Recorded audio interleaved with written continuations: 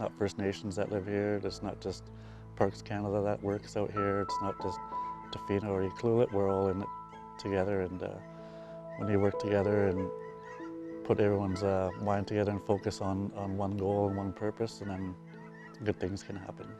What's exciting here is that we're actually trying to do something versus just talking about it, saying, you know, we have a problem here.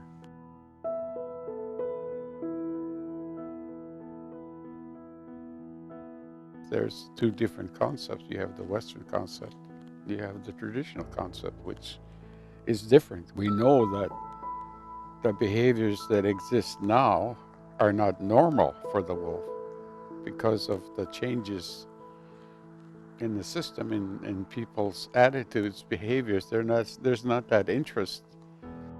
What a rich and strong starting point for a project to have so many strong Indigenous partners share so much and all stand together trying to figure out how to take care of wolves on the landscape here, and how to have a good relationship and how to have a right relationship with them.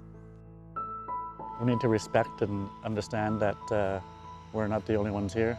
Like, we live amongst wildlife, and they live amongst us too. And we need to find out what that healthy balance is